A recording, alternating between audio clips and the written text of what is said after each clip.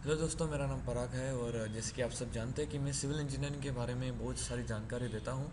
और आज मैं आपके सामने एक न्यू न्यूमेरिकल लेके आया हूँ जिसका नाम है Kani's method.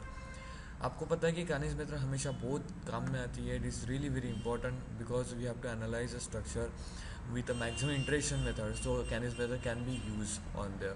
Okay, analysis is nothing but a determination of the bending moment and bending moments and shear force in the particular beam or a portal frame. तो आज हम इस कानिज मेथड के न्यूमेरिकल को देखेंगे। यहाँ पे unit are kilo in the feet के फॉर्म में है, तो होप कि आपको अंडरस्टैंड हो जाएगा। न्यूमेरिकल इस तरीके से है कि analyse the following beam by the rotation contribution method. Kani's method का नया नाम है rotational contribution method. E I is constant. ठीक है, यहाँ पे यह सबका जो हर A B B C D span के लिए ई आई एक कॉन्स्टेंट दिया है। आपको नोट ये करना है कि analysis assume continuous and with some fixity. Okay, therefore, in case of the extra hinge support in the exterior span, modify the radius of stiffness by 3/4, that is 0.75. Okay, ये आपको समझ में है। उसके बाद देखो, अभी आपको स्टेप नंबर 1, अभी मैं इसमें थोड़ा मैंने एक वीडियो ऑलरेडी इसमें डाल चुका हूँ मैं, उसका क्लियरिटी प्रॉपरली नहीं है, इसलिए मैं इस वीडियो को फिर से बना रहा हूँ। ठीक है, रिलेटिव स्टिफनेस। सबसे पहले आपकी स्टेप रहती है रिलेटिव स्टिफनेस निकालने की। What is exactly relative stiffness is, इसको किस तरीके से निकालते, देखो आपको स्पैन दिया है जैसे कि A B B C and C D span दिया है। ओके, तो A B B C and C D तीनों स्पैन लेना है। मूवमेंट ऑफ इनर्शिया आई ये कांस्टेंट है, इसलिए हम इसको 1 1 लेते हैं। अगर यहाँ पे कुछ दिया रहता तो हम उसको यहाँ पे प्लेस कर दिए रहते। Length 16 24 and 12, 16 24 and 12। Okay, then I by L constant हमें निकालना पड़ता है। I by L that means 1/16। Okay, I 1/16 1/16। Okay, now ये होने के बाद हम क्या करते हैं इसको इसका रिलेटिव स्टिफनेस निकालते हैं। रिलेटिव स्टिफनेस हमारा निकालता है जिस तरीके से हमने इसको निकाला। ओके, ई ए बैल से, दैट्स इट। ओके, तो हमें ये मिल गया। या it's really very simple. And eight extreme hinge, यहाँ पे भी फिक्स एंड है इसलिए कोई प्रॉब्लम नहीं है। फिक्स एंड जब रहता है तो हमें जस्ट मल्टीप्लाई करके हमको सॉल्व करना है। लेकिन जब भी एक्सट्रीम हिंज एंडिंग कंडीशन रहता है तो हमको क्या 0.75 या 3/4 से उसको क्या करना पड़ता है, मल्टीप्लाई करना है, तो हमारा मॉडिफाइड स्टिफनेस मैट्रिक्स बनता है। ठीक है, ये हमारा रिलेटिव स्टिफनेस 4 हो गया, लेकिन रिलेटिव स्टिफनेस को हमको 3/4 से जब हम मल्टीप्लाई करेंगे तो हमें मॉडिफाइड स्टिफनेस मिल जाएगा। Why this we multiply 3/4 here, because it is a external और discontinuous hinge end over here. Okay, now the second step number 2 is we have to determine the fixed moment. It is really very simple. Okay, fixed moment at AB, listen, always AB plus BA negative, BC plus CB negative, CD plus DC negative, like this. Okay, plus minus plus minus plus minus. Okay, so for a here is a UDL span, and here only one point load. Okay, so UDL span we use a fixed end moment formula WL square by 12, and for the point load is PA, that means WA square B upon L square. Okay, WA square B upon L square, because it is acting at a some distance, some, that means center point, that's it. 666. If it is a and B distance, so W its formula different. WA square B upon L square and WB square A upon L square. It's totally different. If it is having A and B distance, because it is acting on a point load, so it is A square B. Okay. Now after getting all this value, remember you have to place your, मतलब आपको एक चीज़ ध्यान में रखना है कि आपको आपके जो यूनिट है वो आपको प्रॉपरली इसमें रखना है, मतलब प्रॉपरली यूनिट्स में रखना है आपको। ठीक है, फिक्स्ड मूवमेंट निकालने के बाद आपको निकालना है उसकी इंटरेशन। ये इंटरेशन बहुत इंपॉर्टेंट रहता है। ठीक है, what is exactly it is, आप जब ये बीम निकालते हो, ठीक है, आपको क्या करना है, जो भी जॉइंट्स है B C and D joints थे, ये D एंड कंडीशन थी, B एंड C जॉइंट्स थे हमारा। ठीक है, हमको क्या करना है, इन सब के ऊपर 1 2 and 3, 1 minute, 1 2 B and C and D, इन तीनों के ऊपर हमने तीनों के फिक्स्ड मूवमेंट निकाले। सबको पहले फिक्स्ड मूवमेंट यहाँ पे लिख दो, और जो हमने इसका फैक्टर निकाला है 0.3 0.2 0.2 0.2 0.5, ठीक है, आप वहाँ पे लिख दो। आफ्टर दैट आपको क्या करना है, अभी इसकी साइकिल कंटिन्यूस करना है। साइकिल कंटिन्यूस करना है, इन दैट मीन्स आपको क्या करना है, अभी यहाँ का इनको सॉल्व करना है। सॉल्व करना है मतलब देखो इसके इंटरेक्शन किस तरीके से होते हैं। जॉइंट बी, सबसे पहले जॉइंट बी के ऊपर हम काम करेंगे ताकि हमको स्पैन ऑफ बी ए के बारे में कुछ उसका मतलब ये जो 67.2 मिल सके।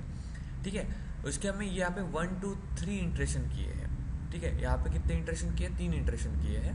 तो देखो कैसे करेंगे, देखो जॉइंट बी है तो यहाँ पे सिमिलरली यहाँ का जो पॉइंट है, जो रेजिस्टेंस पॉइंट हमारा रहता है -0.3, ओके, मल्टीप्लाई है उसका जो मूवमेंट आया है प्लस फार एंड मतलब ए का जो मूवमेंट है और सी का मूवमेंट यहाँ पे पहले जीरो रहता है फर्स्ट केस। अभी सिर्फ हम यहाँ से स्टार्ट करें तो यहाँ पे जीरो रहेगा, ठीक है।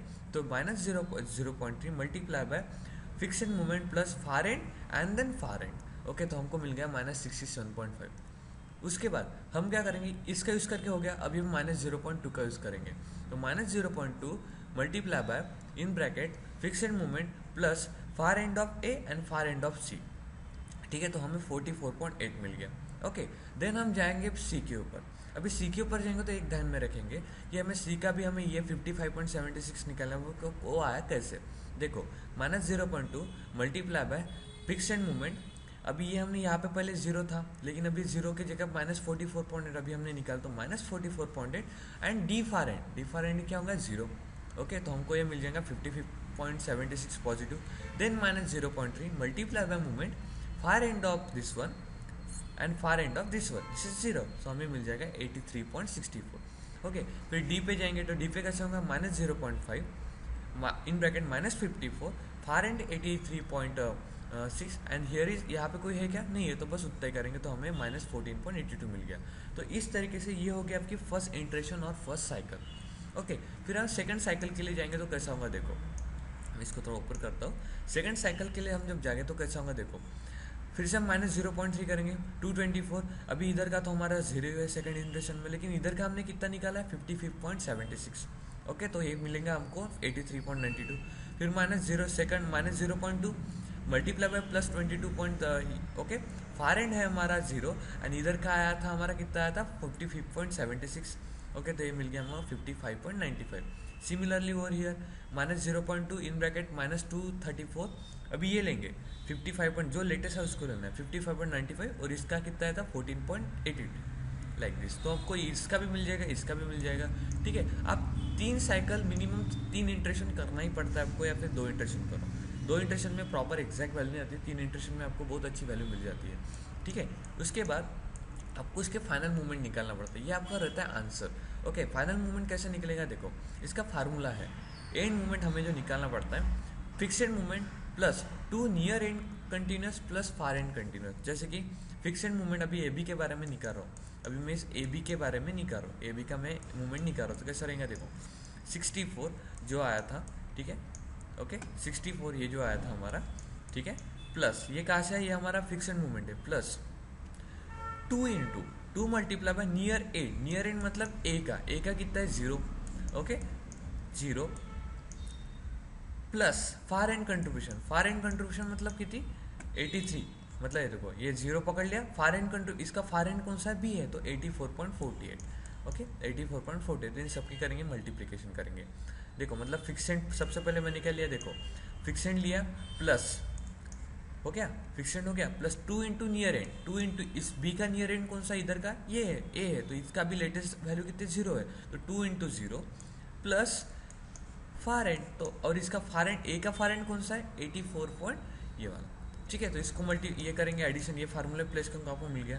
अभी हम बी की निकाल के देखते हैं, ठीक है। अभी हमने ए बी की निकाला, अभी हम बी की निकालेंगे, या फिर एक काम करते हैं हम बी सी की निकालते हैं, ओके बी सी की निकालते हैं। तो बी सी का सबसे पहले हम लेंगे बी सी का फिक्सेड मूवमेंट लेंगे 288 प्लस 2 इंटू फार एंड। अभी देखो बी सी का निकाले तो बी सी का फार एंड कौन सा है, बी सी का फार एंड कौन सा है, देखो 2 इंटू 57 मतलब ये वाला B C far end, okay 2 into 57 plus इसका नियर एंड मतलब आगे वाला एंड, आगे वाले पोर्शन का कितना 61.94। इस तरीके से आपको इसका फाइनल मूवमेंट मिल जाएगी, ठीक है, हाँ ठीक है। तो इस तरीके से आपको पूरे आपको फाइनल मूवमेंट मिल जाएंगे और आप उसका यूज़ करके आप उसके बेंडिंग मूवमेंट डायग्राम निकाल सकते हैं। होप कि आपको मेरे वीडियो बहुत अच्छे लगते हैं। प्लीज़ मेरे वीडियो को लाइक कीजिए, मेरे चैनल को सब्सक्राइब कीजिए और मेरे वेबसाइट पे भी विजिट कीजिए www.civilnotes.com, जहाँ पे आपको सिविल इंजीनियरिंग के प्रोजेक्ट्स की डिटेल प्रोजेक्ट मिलेंगे, मेरे कुछ थीसिस मिलेंगे, यहाँ तक यही नहीं तो बहुत सारा डाटा भी मिलेगा आपको, okay. So hope you like all my this things, I only help for you guys, so keep watching, keep learning and thank you.